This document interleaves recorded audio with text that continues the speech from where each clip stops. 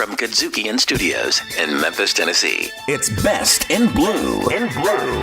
Connecting you, the listener, to the everyday inner workings of the Memphis Police Department. Best in Blue.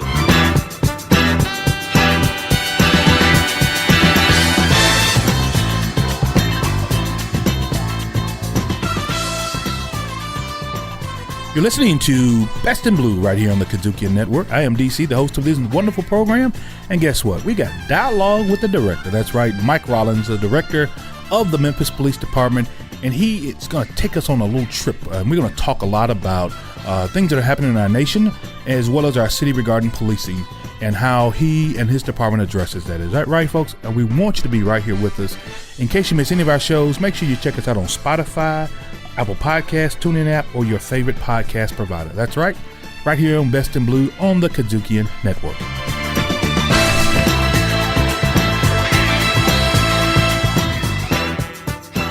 Artivism, funky politics, R&R on sports, neighborhood connect, blues in the basement, riffin' on jazz. Your three black chicks, Best in Blue, KUDZUKIAN, KUDZUKIAN. Best in Blue.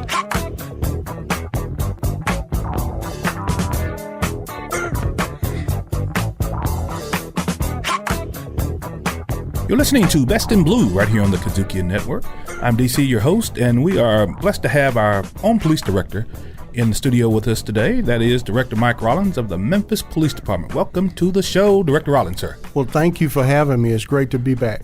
You know what? Since our last conversation, we've talked about a lot. We've seen a lot in our country, and I think one of those big issues out there that's facing us is this opioid crisis. And as you and I know, we went to school back with each other some years and years ago, but there was this crack epidemic that hit our streets in the I guess it would be the 80s. Really, it peaked in the 90s. Peaked in the 90s? Started in the 80s. Well, let's talk a little bit about that. And we've talked to some professionals about it. We even talked to our own director of health here in Shelby County, how it was treated, the crack epidemic versus now we've got this opioid crisis. And a lot of people feel like there's a little bit mistreatment in terms of the sentencing, in terms of how it's being rolled out, the funding for treatment, so to speak, right? But I want to talk from your standpoint of being the police director and what you've seen out there, because your officers are facing this every day now. Yes. So this puts it in perspective. Yes, sir. So, the crack epidemic, if you go back to the 90s, and we know that, crack was manufactured. You had to cook crack. Yeah. So the opioid epidemic, a lot should be credited to the doctors. So, Yes. Doctors overprescribed opioids.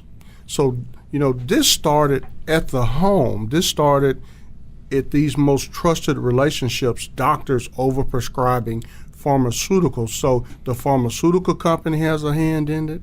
If you look at the legislators had a hand in it because there was some 60 Minutes did a great story on how legislatures pulled back the reins on DEA. Yeah, I saw that. And so we had these pill mills coming up. We had these we called them pill factories. Also had, where you could just go get a prescription, and a lot of people made money off of this. Yeah. But, we kept old prescriptions, and kids start taking pills, and it became popular and hip also. Yeah.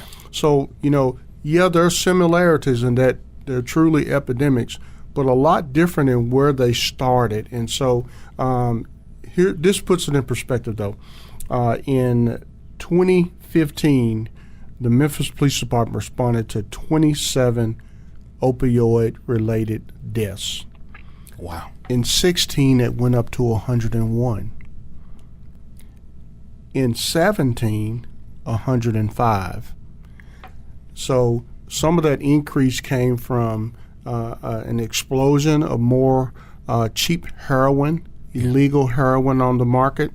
The other is related to fentanyl, which has a medical use in normally cancer patients that are really, really ill.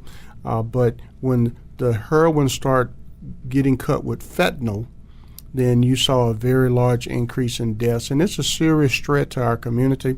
the exposure to fentanyl is a threat to law enforcement, and that's why it's so important that we continue to promote the use of Narcan, which, if given to a person that exhibits the symptoms of being exposed to fentanyl or opioid overdose, that it brings them back to life. So let me ask you, this fentanyl.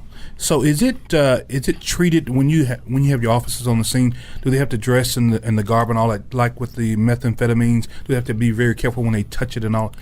Without a doubt. So okay, so it's like that. It gets in the skin. Fentanyl has an inhalation threat, and then there's a touch where you can touch it and it can be absorbed. Wow. So fentanyl is extremely dangerous. A very small amount of fentanyl, something that probably could cover a pinhead, could potentially be lethal. A pinhead? Could potentially be lethal to all of us in this room. Get out of here. Oh, it is very dangerous. It was used as a elephant tranquilizer. You're listening to the Best in Blue right here on the KUDZUKIAN Network. An elephant tranquilizer is what?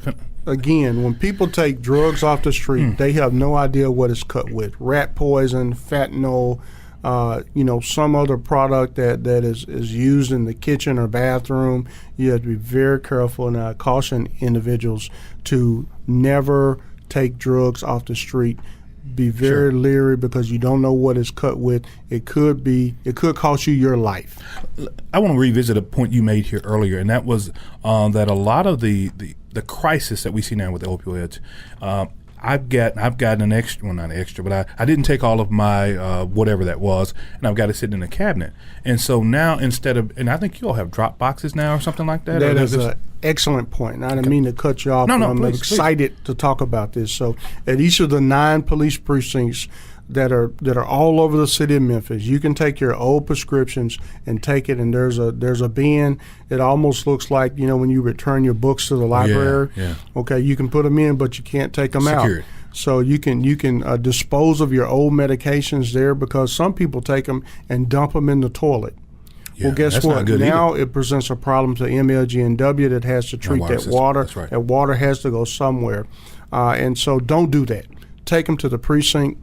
What happens is that those are emptied by members of our organized crime unit. They take them and transfer those unused medications to the Tennessee Bureau of Investigations, who destroys them. Yeah. It's a very controlled process, and so there is no likelihood of those pills ending up back on the street. But that's a great way. No questions asked. Drop them in. That's what I was going to ask you. No questions asked. Nobody's going to ask you anything. Go open up, drop your old medications in there, and leave. But say hey to the police officer and tell them thank you. You got to do that while you're there. Yeah. Well, and getting back also that fentanyl. Memphis and Shelby County, have we seen any of this stuff hit our streets, so to speak, yet? Oh, without a doubt. Those statistics that I gave you, that's Memphis. Those are what our officers responded to. We know that our Memphis Fire Department has given on annual, 2,500 to 3,000 doses of Narcan to patients that are exhibiting some type of symptoms or that believed to be a heroin or fentanyl overdose. If you think about on the legislative issue, the county commission and a bunch of others have formed task force and applying for grants so we could provide better treatment. I just talked to Judge Dwyer in drug court. They're doing much more to try to help individuals that have some type of drug addiction. So a lot of work has been done, but let me plug the organized crime unit. So we've seen a 64% decrease in the amount of heroin fentanyl deaths this year, and we attribute that to the great work of our heroin response team from our organized crime unit. They go out on every fatal, every non-fatal. So if you think, last year 508, they responded to 508 non-fatal overdoses, and this year they're down to 81. So they did a lot of work in attacking drug dealers. And I know there's a lot of conversation about, how we're going to handle drug dealers, but if people are pushing poison in our neighborhoods, we can't turn a blind eye to it. That drug dealer, they may not pull the trigger, but they're pulling the trigger on a bunch of lives through the drugs that they're pushing in the neighborhood and the violence that surrounds those drug markets. But to see a 64% decrease in the amount of overdoses is just an outstanding job, and our folks have really been on the ground working with our federal partners, DEA, the U.S. Attorney's Office, doing some great drug operations. One of the ones you may remember was an indictment of a number of individuals with the Dixie Home Murder Squad. Yeah. They were distributing large amounts of heroin and taking that organization down, taking those individuals down. They were pushing that poison was very important, and we have to do more of it, but we have to continue to get people in treatment. We have to continue to get people to use more Narcan, and we have to educate folks on the dangers of illicit drugs. And you have to get more people involved. See something, say something. See something, say something. And a lot of people do. They see me at meetings. They call 528-2338, our organized crime unit hotline. They send us tips. And sometimes it's what we need is, okay, the who. Who are we talking about? We need a detailed description. Yeah. We need tags, cars, individual descriptions of people. What? If you think they're selling marijuana, heroin, cocaine, pills, we need to know that. And the times and locations really helps us to start an investigation. You are listening to Best in Blue right here on the KUDZUKIAN Network. Time is truly wasted. There's no guarantee. Smile isn't a making. We gotta fight the powers that be. Riffin' on jazz. I think I know a lot about jazz. It's only what you've been doing the last 30-some years. Yeah, right? I know. A voice that can make you laugh and make you cry. Good jazz. You don't have to worry about what they're talking about. But when they pick up those instruments, we all speak the same language. And don't you know you went in the kitchen and come back with a big bowl of salads? Riffin' on jazz on the KUDZUKIAN Network. KUDZUKIAN! Hi, I'm Lieutenant Tyrone Curry with the Memphis Police Department, right here on the KUDZUKIAN Network.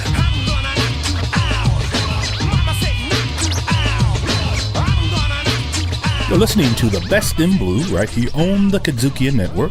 I am DC, the host of this wonderful show, and guess what? We have got the Director of Police Services with the Memphis Police Department here sitting with us, and that is Director Mike Rallings. How are you, sir? I am great. Thank you for having me. Man, it's always good to have you on this show. It's been a minute, but it's always good to have you back here, what we call Best in Blue right here at home.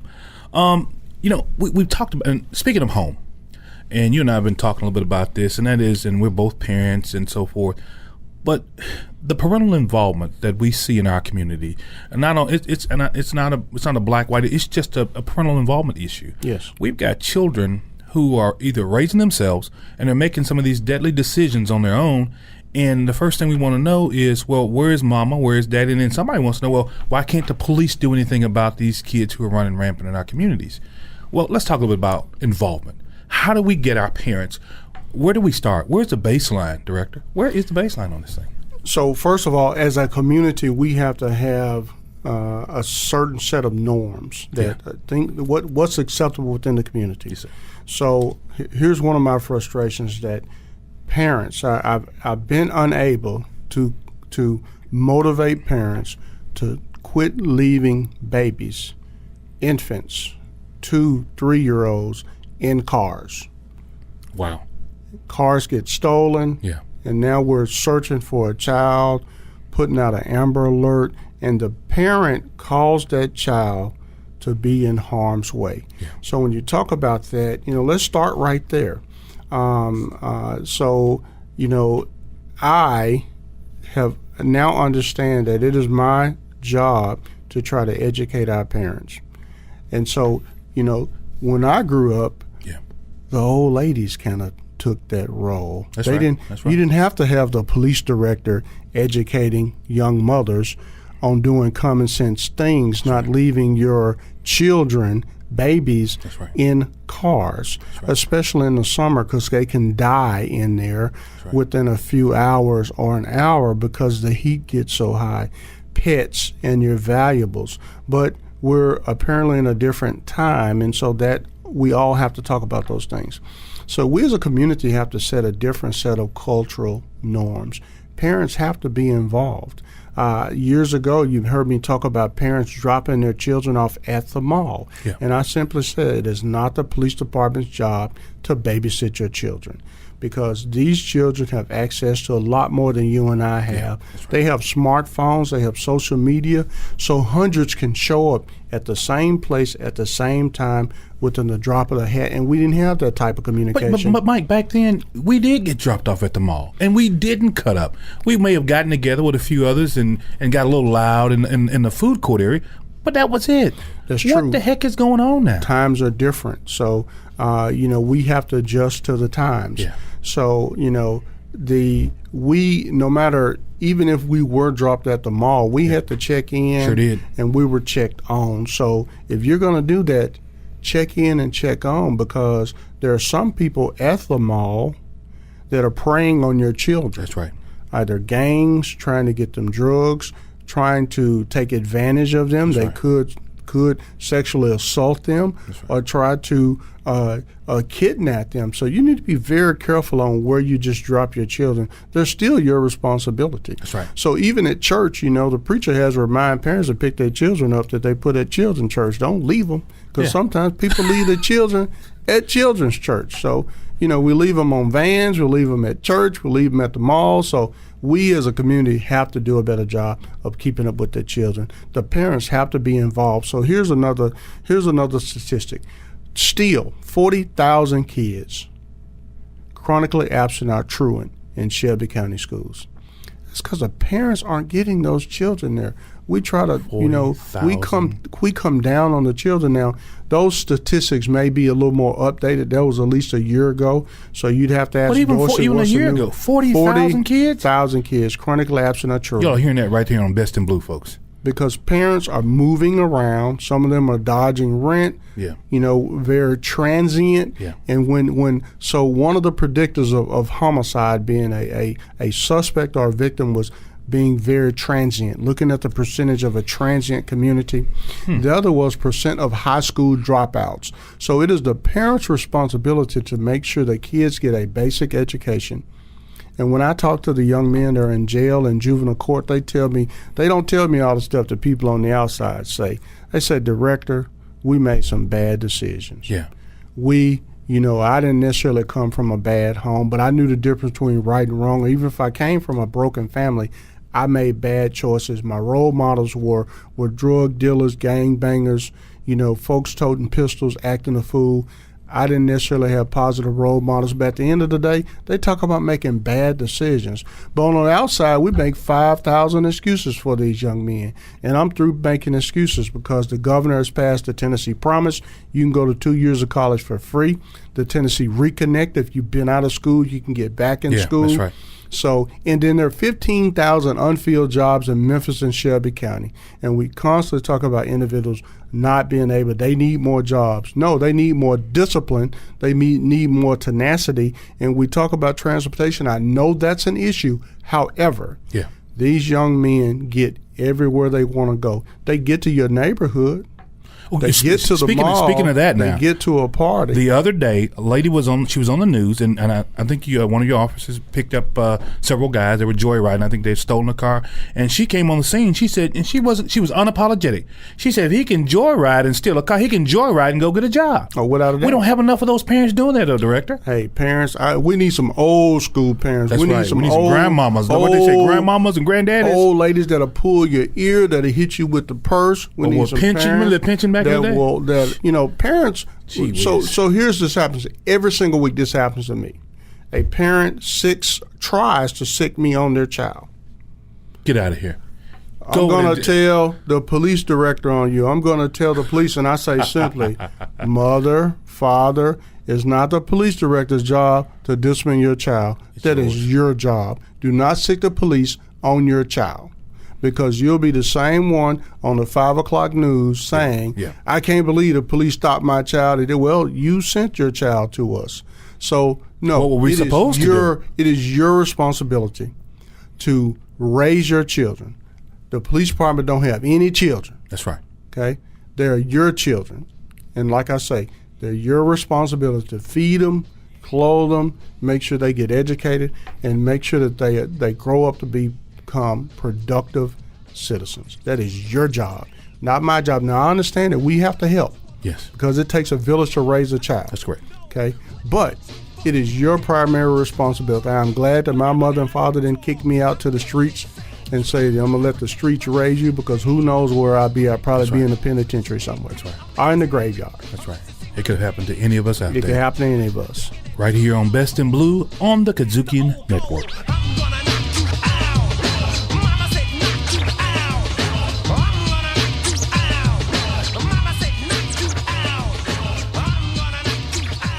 Hey, this is your guy, DC, Funky Politics. We're back. A brand new season, brand new shows, brand new guests. We're going to do it just right. Right here on the KUDZUKIAN Network. Best in Blue. Are you all seeing that as a tie with the gang culture in Memphis? I don't think that we can attribute all of that to gang violence or gang initiation. Best in Blue on the KUDZUKIAN Network. Hello, I am Sergeant Craig Littles with the Memphis Police Department Sheriffs and Police Activities League. And you are listening to the Best in Blue on the KUDZUKIAN Network. I go to work like a doctor. When I rock the mic, you got to like the way I operate. I make miracles happen just from rapping. I'm so lyrically potent, and I'm floating and exploding on the scene. Mean, I got the potential to make it go then. You're listening to the Best in Blue right here on the KUDZUKIAN Network. I am DC, the host of this program, and I'm sitting in with Director Mike Rallings, the Director of Police Services right here in the city of Memphis. Welcome back to the program, Director Rallings, sir. Thank you for having me. Man, I tell you, it's great having you back here with us. And, we've talked a little bit offline about some issues that are going on not only in our city but in our nation as well. One in particular, and I'd like to kind of throw this out there and let you kind of expound on it. From what I've seen, I think a lot of citizens have seen, it appears that the territory, not physical, but what you all have done as a department, it's expanded. I mean, you're doing everything now. I mean, from activities with young people to almost social services. I mean, is that fair to the officer, so to speak? And I don't know if that's a good term to use as fair, but it's really not your responsibility to be the social service advocate, but you find yourself in those roles a lot of times, don't you? Yeah, the proper term may be practical. Okay, so I'll go with practical. So law enforcement all over the nation is being asked to do more. Yeah, we're doing more with less, and so here's what I tell people: you don't do more with less, you do less with less. Wow. So you just can't, have the reduction in personnel we've seen. We have 1,979 police officers on Monday. When Director Armstrong took over in 2011, he had 2,500 police officers. So we're 500 less police officers, the same city, same 327 square miles. Last couple of years, 2.2 million calls came into our 911 call center. Officers are dispatched on 980,000 calls a year and then do 1 million self-initiated activities. So our officers are busy. So when you think that they're responding to, I think last year it was at least 14,000 CIT calls where they're responding to somebody in crisis. Yeah. They're taking over 100,000 incident reports, 33,000 crash reports. The officers are busy, and in the middle of all that, we're doing MLK 50, protecting the city from 901 Confederate, taking down Confederate statues, Memphis in May, Africa in April, rolling right into the summer. I mean, that it is non-stop. And the officers are being asked to do so much. So we are often called, and this is kind of what other chiefs have talked about, that law enforcement often the first report of any social service, meaning that police are called and that the first time or your first introduction to social services is often through law enforcement. Yeah. And now you've heard the call from, I think I've heard Dorsey Hobson say that, we need more social workers in schools because the kids, they're showing up with all types of problems and issues. And I don't say that the kids are messed up. they have a lot of challenges because of the environments that they come from. And that's what I mean. They're coming out of situations where it's not and when I talk to some of these kids or hear their stories, I'm amazed that they make it to school every day and that they're learning anything because of what they're coming from and what they're having to deal with. So parents got to do a better job providing a productive environment for their children to grow up so they can be productive citizens. And we don't tackle those true core social issues, it's going to be very difficult to reduce crime. I can promise you today, the police director, the police department, the sheriff's department, the DA, nobody, we cannot do it alone. We need the entire community working together to help raise productive kids. But the kids are not the ones that are committing the crime. My young adults are the ones that I want to deal with, because those are the fathers and those are the mothers that are teaching the kids the wrong way. So we just can't focus on kids. We got to focus on these young adults so we can get them re-engaged, get them involved, get them educated, get them working so they can be productive citizens. You're listening to that here right on the Best in Blue on the KUDZUKIAN Network, and we're with Director Mike Rallings. Director, but the role, at some point I think our city has per capita more nonprofits than any other city in the country. We don't have the largest police department. We don't have the largest force, but we have a good number. We have a good number. You're maintaining. Well, we're still probably around the 28th largest police department in the nation. Good grief.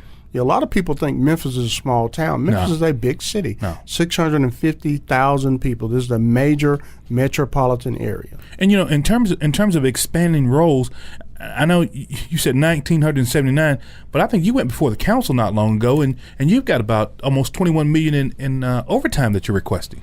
And that tells us something right there, that we are really stretching those officers we've got now, where these guys are not just making an 8-hour shift anymore, are they? On the average? Without a doubt. So I was addressing our field training officer in service and just and giving them the facts. So our proposed budget for next fiscal year, which will start in July, is $263 million. Now, it sounds like a lot of money. Yeah. 88% of that is just people, full-time salaries and benefits, okay? That's all our police officers, our commissioned officers, and our civilian employees. And that includes our dispatchers, our school crossing guards, our secretaries. All support personnel. All our Everybody. Support personnel. So 88% of that $263 million is full-time salaries and benefits. And so when we think about that, we're projecting, there's been a lot of discussion about police overtime. Yeah. So here's a great example. Baby Zoe, when we search for Baby Zoe, cost us $70,000. Guess what? We're searching for babies, missing children every single week. Every single week. MLK 50, almost $1 million. Now, some people may argue and say, well, you're not managing that money. Well, I tell you what, you can come sit in my seat any day you want to. Yeah. If you can do a better job, come on up. Take my job, because it's not as easy as it seems. You're juggling all those priorities. You're responding to calls, and we're protecting the city as best we can. So management of that overtime budget, 50% of that $25 million that we're projected to spend this fiscal year was just to keep enough officers in the seat, because I have to have enough officers. There's a minimum complement at all of the 9 precincts and traffic, so they can respond to the very high call volume. That's right. So 50% of that $25 million is just to make sure I have enough people there to do their job. And callbacks and extended duty, because sometimes an officer or an entire shift is held over to get the number of calls down, to respond to a critical incident such as a homicide, a fatal accident, a robbery, a missing child. A baby Zoe. $70,000 on Zoe. We mobilize almost the entire police department because we have not lost a single baby. Get out of here. And I don't want to lose a baby on my watch. And I said, we ain't found Zoe yet. Wake everybody up. Get everybody out there, including me. we're going to find Zoe. And I need to compliment the citizen, one of our ambassadors that spotted the car, called the police, and, helped us make sure that Zoe was located, reunited with her mother. And guess what? He texted me a picture of him and Zoe and her mother at Zoe's first birthday. So some people will say you're spending too much money, and I'll say, I'll tell you what, I'll show you that picture, I'll do it again 20 times. But I want our mothers to quit leaving these babies in the cars, okay? Do not leave your most precious items in cars, children, pets, and stow it, don't show it. Don't leave your laptop and cell phones and guns. Don't leave your gun in the car because somebody's going to steal it, and that gun could be used in a violent crime. You're hearing it first right here on Best in Blue on the KUDZUKIAN Network.